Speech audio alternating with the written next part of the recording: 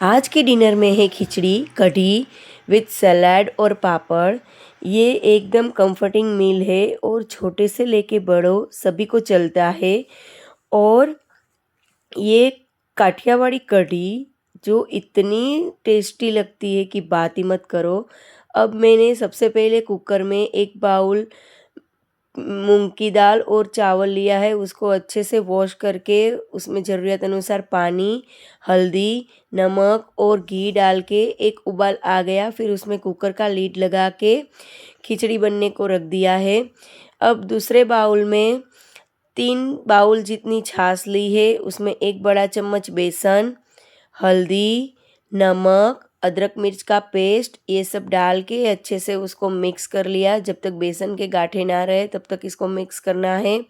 तो ये कढ़ी का बैटर बन के रेडी है। अब एक बाउल में ऑयल लिया है, उसमें राई, ज़ीरा, हींग, कड़ी पत्ता, सूखे वाले लाल मिर्च ये सब डाल के उसमें कढ़ी का बैटर बनाया था वो डाल देंगे और हाई फ्लेम पे इसको एक उबाल आने तक बॉईल कर लेंगे।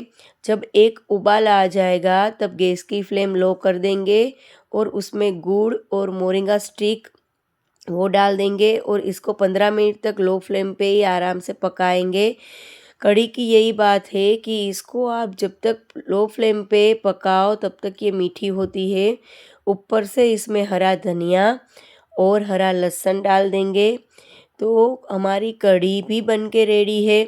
और इस साइड हम लीड खोल के देख लेते हैं तो खिचड़ी भी एकदम गर्मा गर्म बन के रेडी मस्त हो गई है।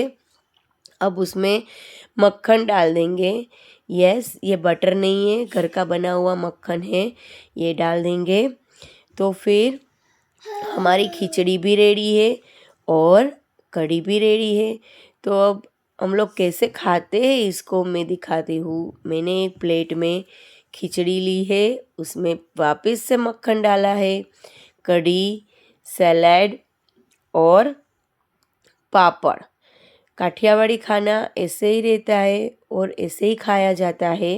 वीडियो पसंद आए तो like, share and subscribe. Thank you for watching.